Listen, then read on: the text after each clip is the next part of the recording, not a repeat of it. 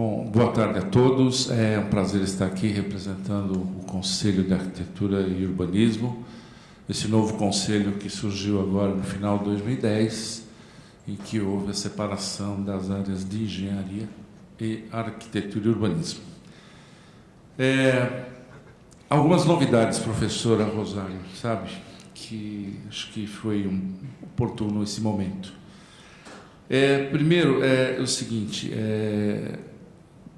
essa saída nossa do Conselho Antigo, na realidade, nos permitiu repensar um pouco a arquitetura, e principalmente da área do que eu coordeno, que era de ensino, também sendo diretor da Associação Brasileira de Ensino de Arquitetura e Urbanismo, tem nos levado a realmente refletir sobre essa questão da segurança, não só de incêndio, mas a segurança como um todo, né? Isso tem nos levado a um novo trabalho, que é a revisão das diretrizes curriculares nacionais da arquitetura, onde o item segurança das edificações e segurança em geral vai ser um item destacado na diretriz curricular, coisa que hoje ela está perdida no meio de um monte de conhecimentos que estão ali colocados. O CAL, na sua regulamentação, e mais propriamente dito na regulamentação da Lei Federal 12.378, na qual cria o CAL, ele soltou duas resoluções importantes. A primeira seria a Resolução 21, que é a que trata exatamente das nossas atividades e onde a segurança faz parte. E isso tem feito as escolas repensarem um pouco os seus currículos, né? Olhando a Resolução 21 como um rol de conhecimentos na qual todo aluno de arquitetura e urbanismo tem que passar, apesar que a lei foi montada em cima das diretrizes curriculares nacionais, né? Mas essa revisão se faz necessária. A segunda, Resolução 51, que tem dado uma polêmica aí, mas é a resolução que regulamenta um dos artigos da nossa legislação e que diz das nossas atividades exclusivas, dentre de algumas delas, projeto de arquitetura. E nós temos trabalhado junto às escolas. No estado de São Paulo são hoje 83 cursos, só no estado de São Paulo. No Brasil chega a o número dado, 300 e quase 36 cursos. E nós temos andado escola por escola no entendimento de divulgar tanto a legislação como a Resolução 21, e a segurança tem sido algo colocado em evidência. E isso é muito bom, porque realmente os números mostrados aqui mostram um pouco da nossa realidade. São Paulo é impressionante, ainda com todos os problemas que tem, é o estado que mais obedece às diretrizes curriculares nacionais. A região Norte e Nordeste, a coisa é um pouquinho pior e mais feia do que a gente possa imaginar. Parece que as coisas são dadas na base do, né, sei lá, aprende aí que está tudo certo. Aqui a gente tem procurado mostrar para as escolas as normas, as regulamentações, principalmente essas instruções oferecidas pelo Corpo de Bombeiros, como um guia de desenvolvimento de projetos de arquitetura. Uma norma que realmente pegou e que os alunos têm trabalhado muito é a NBR 9050, que trata de acessibilidade e segurança para as pessoas com dificuldade, mas também as outras normas também têm entrado efetivamente na elaboração de projetos. É um avanço, viu, professor? Desculpa, seu nome. Negri. Isso é um avanço, né? Eu acho que essa mudança foi algo importante. Eu não sei quanto tempo tem, mas eu vou encerrar rapidinho. Eu só queria falar duas coisas. Uma coisa que me preocupa é o conhecer a atividade, o conhecer o projeto. Ele não pode ser definido por horas, ele tem que ser definido por conhecimento mesmo, né? E me preocupa que só tem 2 horas ali, tem 4 ali. Não, essa área de segurança, ela não tem horas, ela tem o curso inteiro. Tem que estar presente no curso inteiro. E a segunda coisa dentro do que foi falado aqui, eu estou aqui oferecendo o Conselho de Arquitetura para, junto, se for o caso, patrocinar a divulgação desse trabalho que será agora em final de dezembro, como foi apresentado.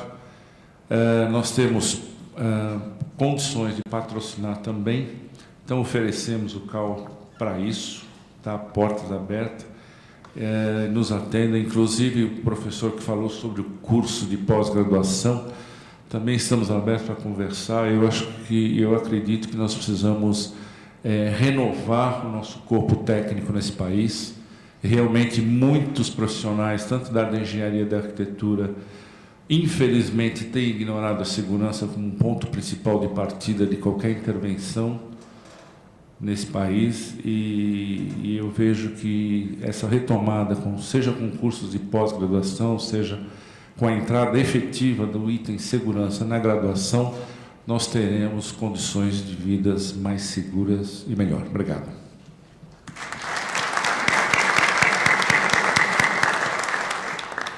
Passo então a palavra ao engenheiro Áureo Figueiredo, que é representante do CREA.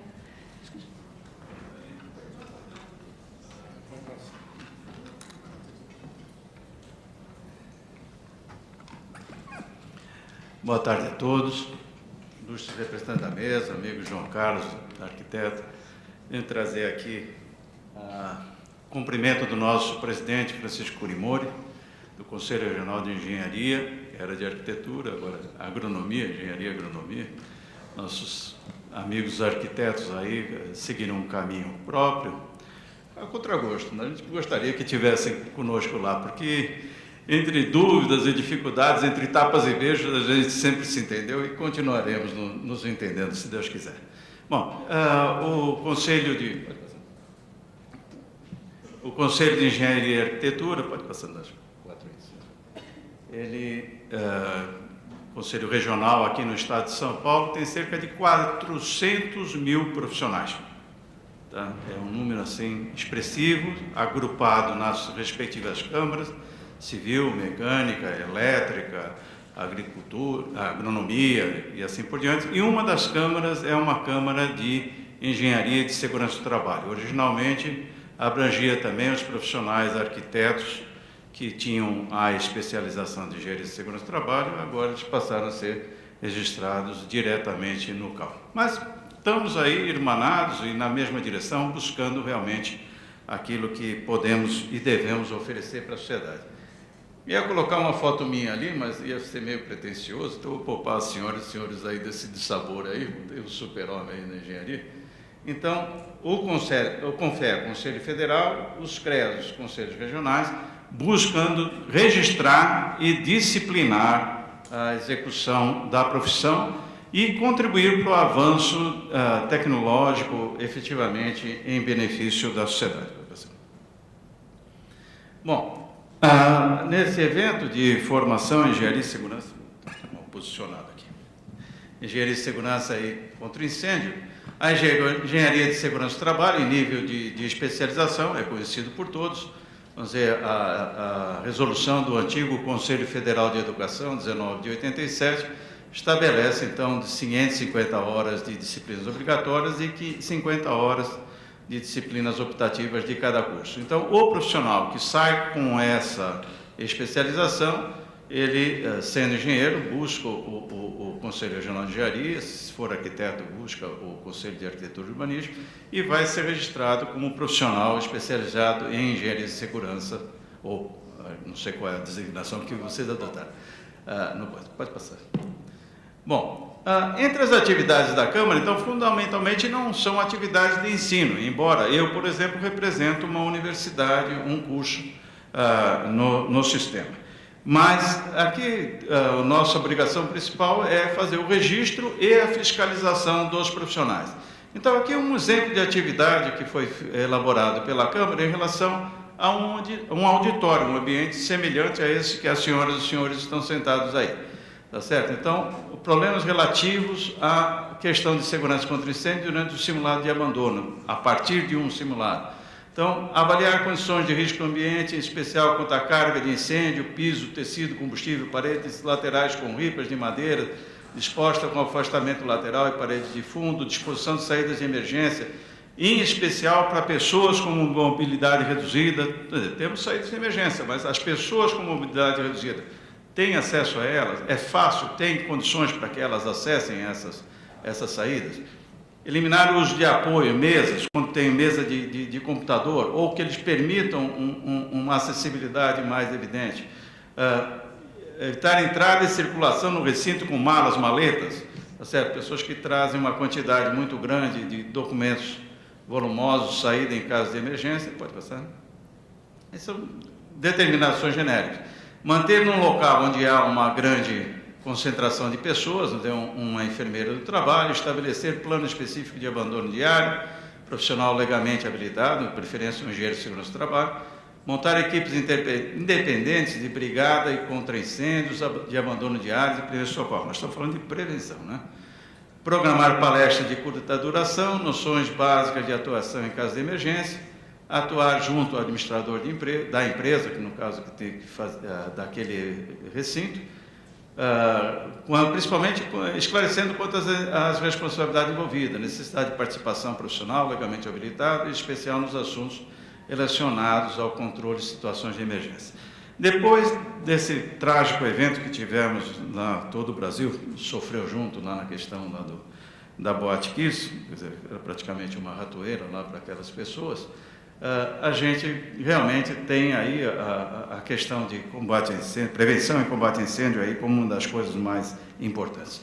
Eu queria só citar algumas coisas aí, olha, um acidente ocorrido, analisado na nossa Câmara, na execução do shopping center. Estávamos se acabando de fazer a preparação de uma loja, um ambiente relativamente confinado, e um operário que estava fazendo a instalação elétrica, ao acionar uma furadeira, causou uma explosão de grande porte, e esse operário veio a perder a vida porque estava preso com um cinto de segurança, ele estava numa posição elevada.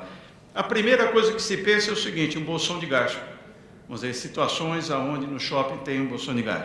No entanto, o laudo da perícia técnica constatou que era a cola utilizada para a fixação do revestimento de piso que emanava um tal produto de forma gasosa que no acionamento daquela máquina gerou uma faísca e explodiu a loja toda. Alguns puderam, infelizmente, se salvar, infelizmente esse operário acabou perdendo a vida. Então, um exemplo para chamar a atenção em relação a novos produtos que vão sendo colocados no mercado. Pode passar.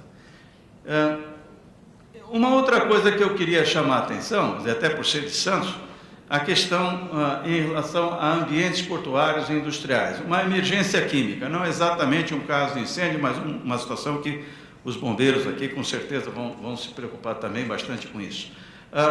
Um navio alemão vinha trazendo um contêiner com ácido fluorídrico, não é o clorídrico, é fluorídrico, é muito mais perigoso, tá certo? E sobrepressão dentro desse contêiner ocasionou a liberação de pequenos fluxos desse ácido fluorídrico, abertura da válvula de emergência.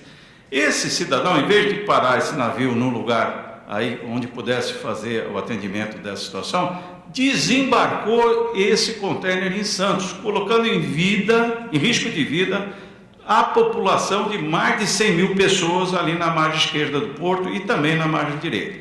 Numa primeira espirrada de ácido fluorídrico, mandou 4 para o hospital. Então, são casos muito graves que realmente tem que ser chamado a atenção. Aqui um incêndio, né, numa instalação portuária, mexendo com grãos, vamos dizer, com situações assim muito explosivas, vamos dizer, tem realmente que ser objeto de atenção. E ali nós vemos já o plano de auxílio mútuo, ali embarcações, ali já tem. Estou acabando já. Só um pouquinho, só mais, pode passar. Aqui nós temos já lá no incêndio em São Francisco do Sul, também através desse plano de auxílio mútuo, foi um pessoal da Vale aqui de Cubatão e ajudou, vamos dizer, nessa cooperação a apagar um incêndio, a reduzir o tempo, porque seria mais de 20 dias aí de incêndio. Pode passar. Bom, eu quero trazer para vocês uma demanda da comunidade técnica, tá certo? Dos engenheiros de segurança do trabalho. Que as decisões sobre legislações, providências e tudo sejam mais discutidas, tá certo? Ficando, se possível, vamos dizer, disponível para contribuições e críticas, à semelhança dos procedimentos da ABNT. Uma norma técnica, ela fica um tempo lá sendo discutida, porque aí depois nós somos, vamos dizer, corresponsáveis por essa elaboração. Então, quando se estabelecerem essas normas, que a comunidade técnica também seja ouvida. Pior tragédia, todos sabemos, né? Repetição de erros. Nosso objetivo, substituir o binômio diagnóstico e remediar, que é o que a gente está fazendo em tantas vezes, por prognóstico e prevenir. Acreditamos que esse é o caminho. Muito obrigado.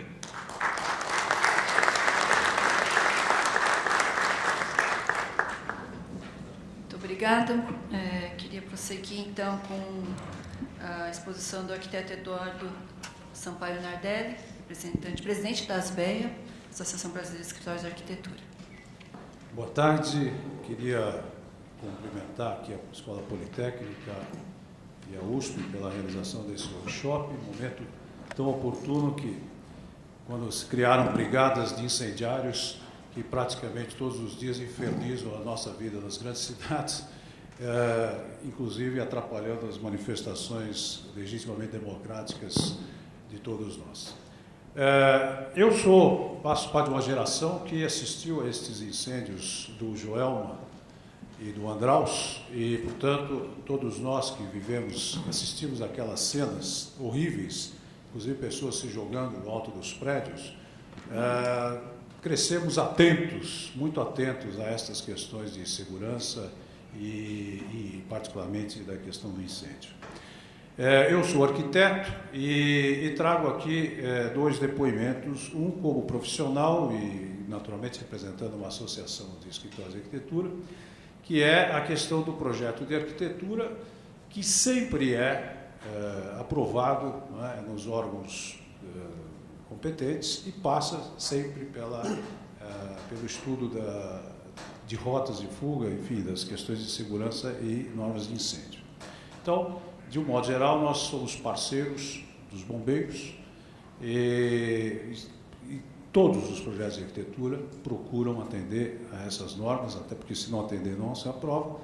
E é uma preocupação dos arquitetos que têm seriedade no exercício da sua profissão, que esses edifícios sejam realmente corretos em relação a essas normas, e não só as normas, mas realmente em relação à segurança, que todos tenham a condição mínima de sobrevivência em caso de um evento dessa ordem. Como professor, eu sou professor da Universidade Mackenzie de projeto de arquitetura. Esse é um tema transversal. Nós tratamos, como foi inclusive ilustrado aqui, em disciplinas específicas, sistemas prediais, em projeto, particularmente na minha disciplina que eu coordeno, nós fazemos com que os alunos aprendam a desenhar as escadas de incêndio, entendam o que é a rota de fuga. Devo dizer que eles têm uma dificuldade muito grande de entenderem isso, né? O fluxo por onde deve correr a multidão, para que lado abre a porta, para que lado, o tamanho do degrau, o tamanho da escada, os dutos de ventilação, enfim, essa coisa toda, mas a gente aborda isso, cobra deles, porque realmente nós entendemos que isso é uma coisa muito importante no exercício profissional. E fiquei feliz aqui com as colocações do colega do CAL, mas quero acrescentar a esse debate uma outra informação que eu não vi, pode ser que tenha sido colocada antes, que é a norma de desempenho. A norma de desempenho entrou em vigor no dia 19 de julho deste ano, e ela muda completamente a maneira como os arquitetos, a partir de agora, vão lidar com o projeto e as especificações. Porque o que a norma de desempenho traz, na verdade, não é uma inovação com relação às normas pré-existentes, porque ela se baseia nas normas pré-existentes, mas é justamente que ela nos obriga, nesse momento, a fazer as especificações de materiais, o dimensionamento dos ambientes, inclusive o próprio sistema estrutural, com base no desempenho.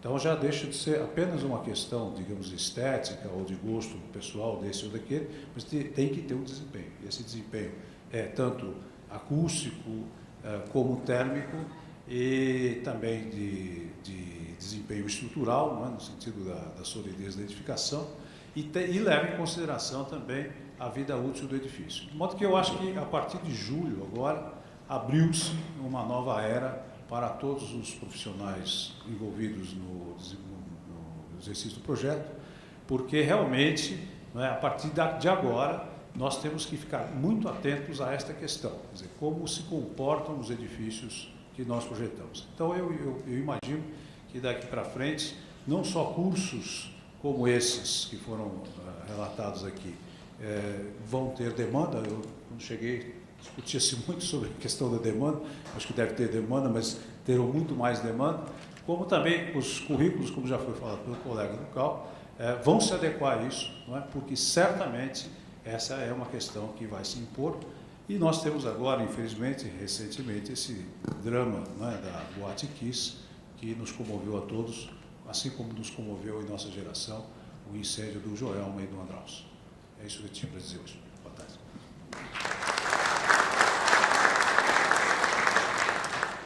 Obrigada. Eu gostaria agora de convidar o representante da Associação Brasileira de Engenharia e Consultoria Estrutural, o engenheiro João Alberto de Abreu Vendramini, para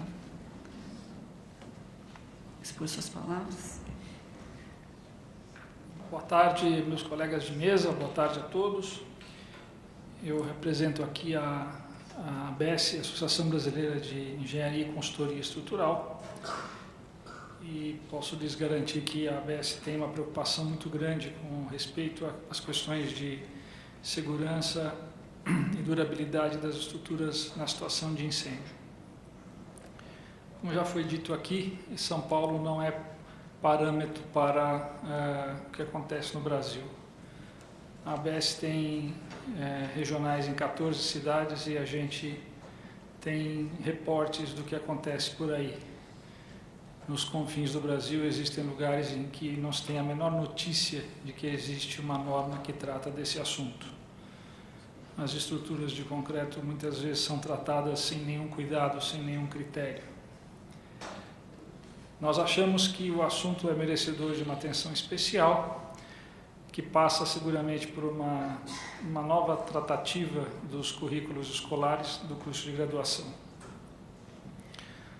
A ABS apoia, junto com outras entidades, um curso de pós-graduação, lato sensu, na área de estruturas de concreto para edifícios, em que temos uma disciplina que trata das questões de durabilidade das estruturas em situação de incêndio, em que são discutidos os principais parâmetros, exemplos resolvidos para mostrar para os profissionais que a tratativa é uma tratativa simples, que não há nada que possa assustar os colegas assim de forma inicial.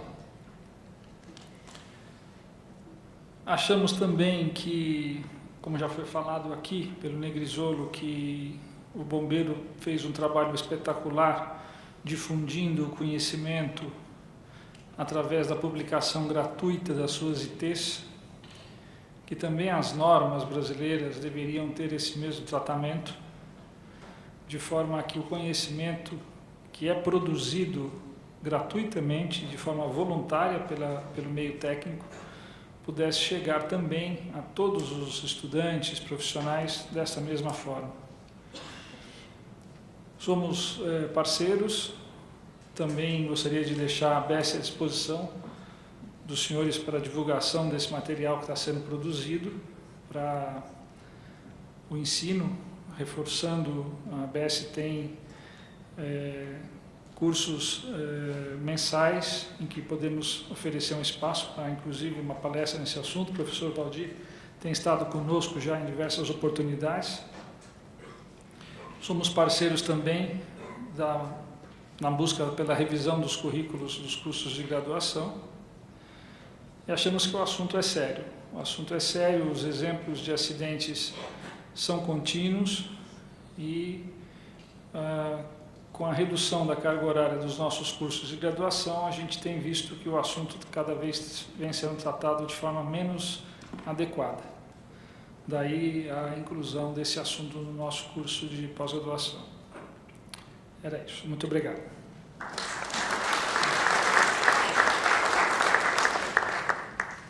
obrigada. Seguindo aqui uma ordem, na verdade eu fiz uma pequena separação entre um lado do balcão e outro lado do balcão da aprovação de projetos, né? Então temos de um lado todas as entidades representativas da classe, né, dos arquitetos e engenheiros, né, que pudemos convidar, e temos do outro tanto o Corpo de Bombeiros como a prefeitura, né, que são os órgãos, né, que passam a verificar a aprovação de projetos, então a gente vai em seguida chamá-los.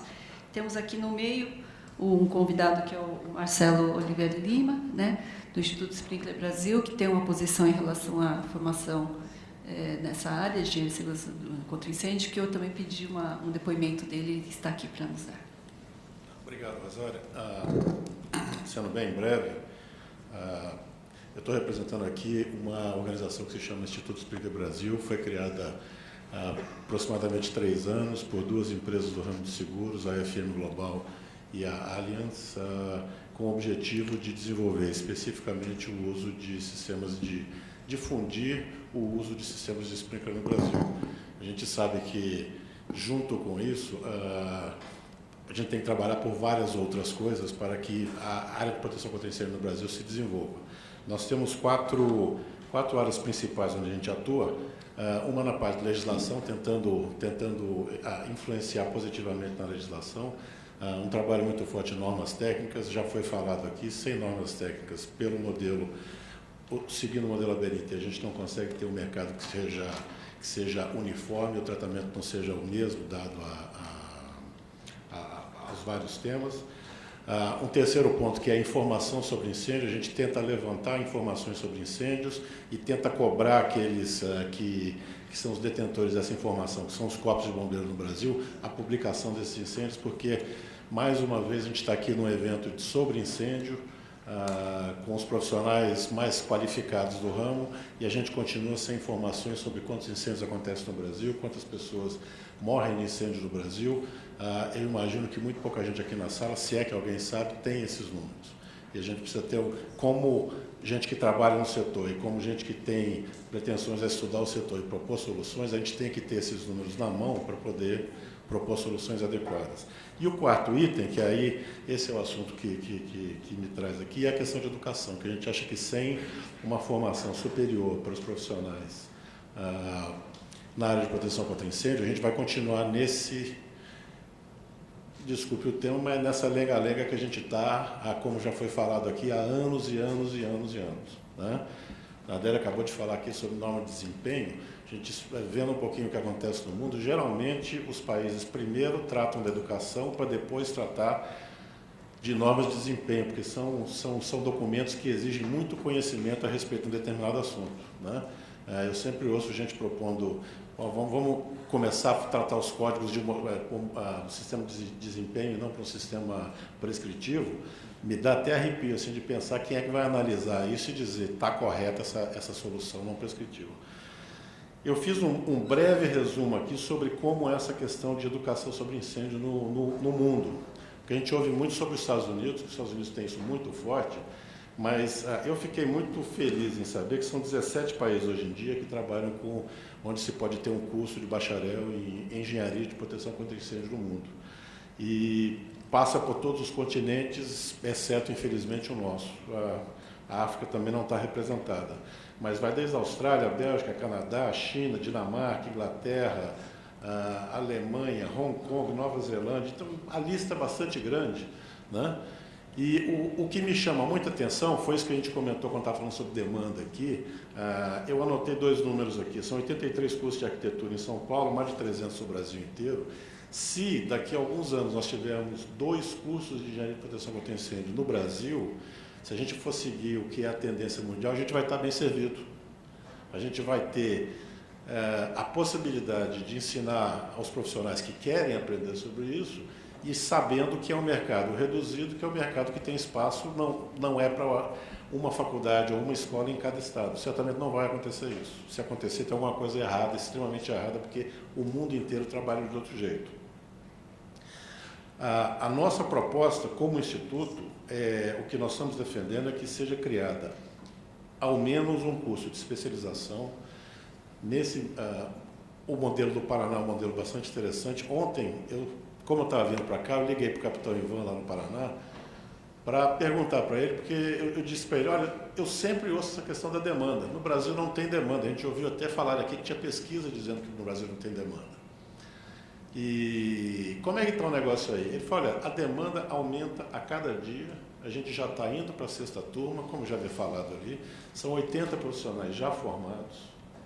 Talvez seja uma questão de ajustar o conteúdo do programa porque esse mercado está querendo. Talvez esse mercado esteja querendo o quê? Como trabalhar, como projetar na prática. Talvez seja esse interesse específico das pessoas que estão procurando um curso de proteção contra incêndio.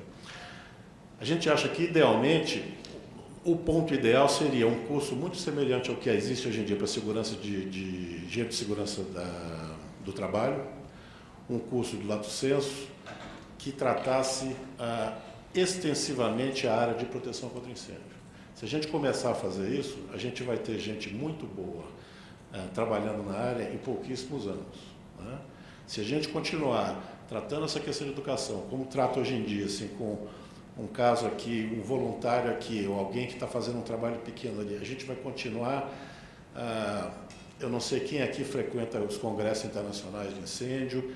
A coisa mais rara que existe é ver gente do Brasil apresentando trabalho lá fora. Aí o Tomina comentou aqui sobre as normas técnicas. Puxa vida, a gente diz que a gente copia muito. A gente só pode copiar. Infelizmente, quando a gente está falando sobre sistemas de proteção contra incêndio, é tão pouco trabalho, tão pouca gente especializada que não dá. Então, eu acho que Santa Maria está aí, foi outro divisor de águas depois do Joel Meandraus, e eu acho que vai ser um ponto de partida importante para a gente tentar fazer essa mudança. Nós apoiamos aqui as iniciativas de educação, Rosária, a professor Valdir, e qualquer um. O Instituto foi feito para dar apoio a esse tipo de iniciativa, tá? Então, a gente podendo estar envolvido, nós não temos interesse em ministrar aulas, nós não temos interesse em executar o trabalho, nós temos interesse que essa coisa deslanche e essa área de incêndio passe a ser tratada de uma maneira respeitosa aqui no Brasil, porque hoje em dia ela é assim, o restinho ali, quando não tem mais o que tratar, então mexe com incêndio, tá? Breve comentário, infelizmente tinha um bocado de coisa para falar aqui, mas numa próxima oportunidade vamos ver se dá para passar. Muito obrigado.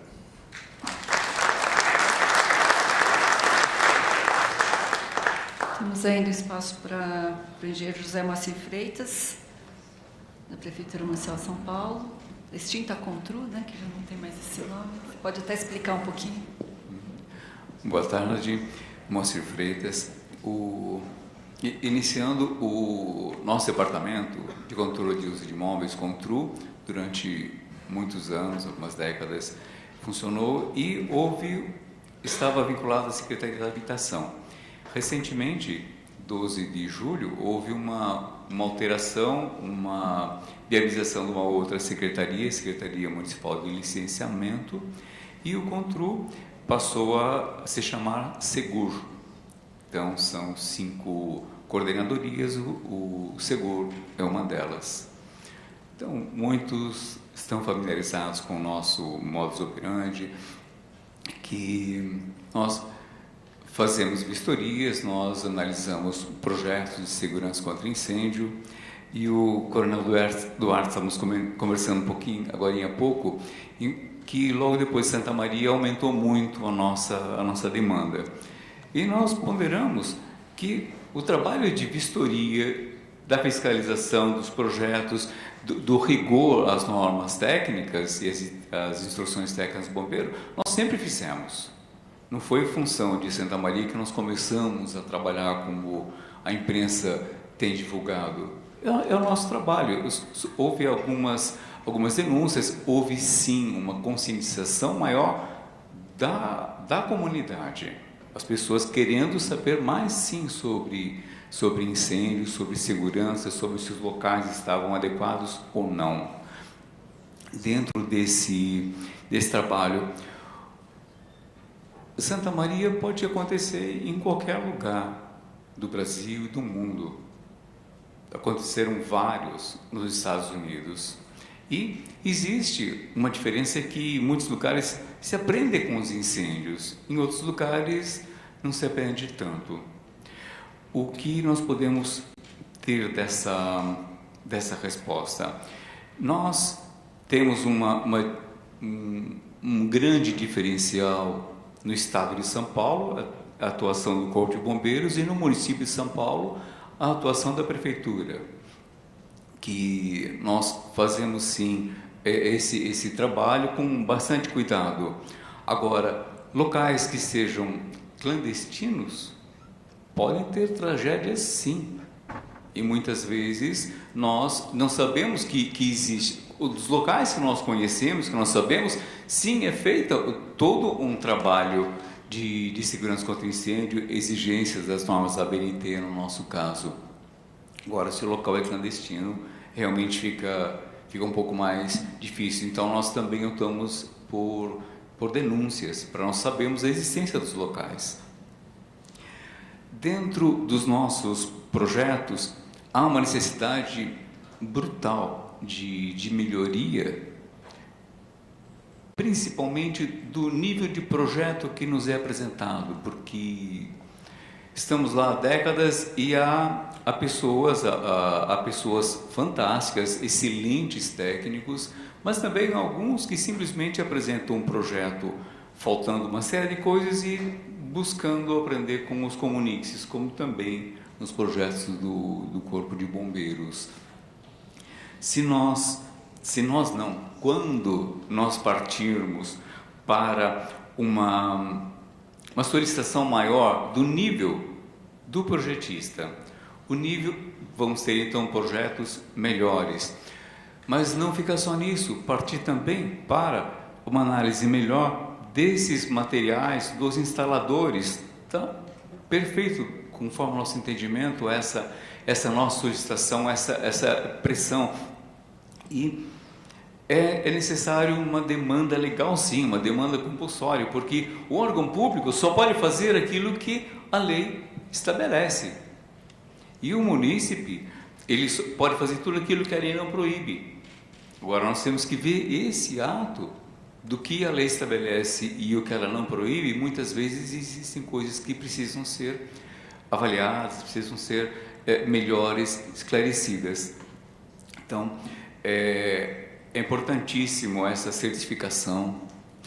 E não basta só nós termos bons projetos, temos bons instaladores ou os materiais adequados. Se os projetos, como muito bem coloca o Cota, se os projetos não conversarem entre si, não estiverem funcionando de acordo, de uma maneira integrada, nós não vamos ter uma proteção que todos nós precisamos e almejamos. Então, cabe a cada um de nós, sim, pensarmos em como nós podemos melhorar. Passa, sem dúvida alguma, pela educação, pela melhora dessa educação, passa também por legislação e tem que haver bastante vontade política. E muitas vezes a vontade política carece de entidades que vão tendo contato com esses órgãos públicos e gerando essa necessidade dessa certificação, todos esses aspectos que envolvem segurança contra incêndio. E agora a gente vai falar do profissional, como que é a prevenção de incêndio, né? Como que entra o Corpo de Bombeiros nessa atuação mais especificamente.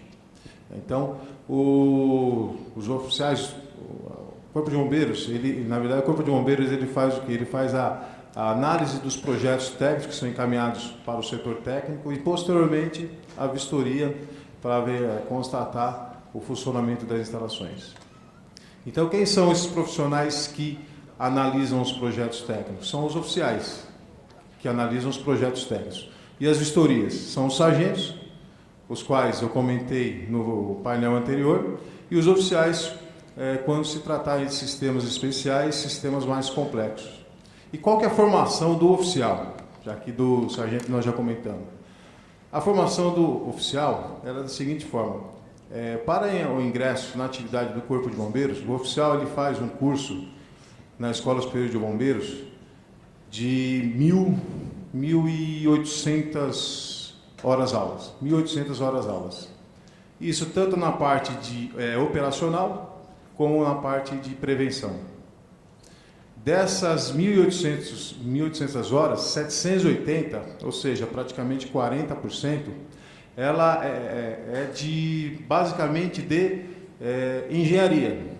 E é engenharia acadêmica, mas engenharia acadêmica é relacionada à atividade do Corpo de Bombeiros, tanto operacional como de prevenção. E para isso é contratado uma faculdade, onde os professores da faculdade é que dão essas aulas. Então já passou lá a FATEC, já passou a FEI, a Unixul, atualmente a Unicid. É aberta uma licitação e a faculdade que ganha a licitação ministra essas matérias. Ministra essas matérias.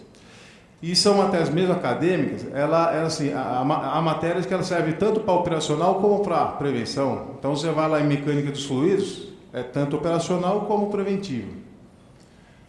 Seja as matérias estruturais, matérias de estruturas, é tanto operacional como preventivo.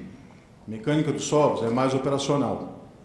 Bom, mais especificamente para prevenção de incêndio, tirando essa parte acadêmica, restam 110 horas-aulas. Que matérias são essas? São matérias que a faculdade ela não dispõe. Como já falado anteriormente, as faculdades não dispõem dessa parte de prevenção de incêndio. Então, isso aí então, fica a cargo do próprio Corpo de Bombeiros.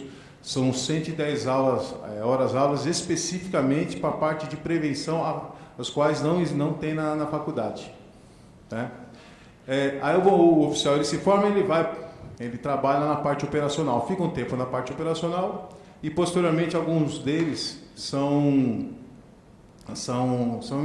vão trabalhar na parte de prevenção, onde eles vão fazer análise dos projetos, as plantas, então os analistas são os oficiais, e depois as vistorias, nas quais tem sistemas especiais ou os sistemas básicos, nas quais o oficial ainda não fez o curso de credenciamento, é outro curso.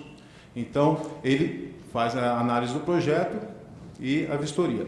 Além disso, o Corpo de Bombeiros desenvolve para esses profissionais mais 4 estágios, né? 4 cursos, né? De 40 horas aula cada uma. Então, para quê? Porque são sistemas específicos, mais complexos. Então, a gente tem exemplo disso, o controle de fumaça, incêndio em líquidos inflamáveis, escada pressurizada e chuveiros automáticos. O oficial ele só vai poder analisar um projeto técnico e vistoriar uma edificação que tem algum sistema específico se ele fizer esse curso. Esse curso, então, 40 horas, é uma semana, e dali ele faz vistoria e ele sai acompanhado, ele só vai sair sozinho depois que ele tiver amadurecido na vistoria e também na própria análise. Né? O exemplo disso daí, semana que vem estaremos desenvolvendo um curso, né? Esse curso de chuveiros automáticos que vai ser a semana que vem, onde nós temos vários parceiros. Entre eles nós temos a FM Global e o Instituto Spring Brasil, aqui na figura do Marcelo Lima, é um colaborador nosso já há muito tempo, que tem a honra de nos dar orientação pessoal na parte de chuveiros automáticos também, assim como outras empresas. Então, esse aí é o perfil do profissional que vai fazer a análise dos projetos e as vistorias. Agora, paralelamente a isso daí, nós temos também cerca de 120 oficiais do Corpo de Bombeiros, eles são formados em engenharia civil, arquitetura ou outra engenharia. A maioria é engenharia civil, mas cerca de 120 são engenheiros. Tem outros mais, na verdade tem uns 160, 170, que muitos já aposentaram, outros vão trabalhar em outras unidades da Polícia Militar, mas cerca de 120 oficiais são formados em engenharia civil ou arquitetura. E desses, uma grande parte, vou dizer aí uns 70% também tem pós-graduação em engenharia de segurança do trabalho. Então, esse daí é mais ou menos o perfil do profissional que faz aí as análises dos projetos e as vistorias aí nas edificações. ok? E obrigado.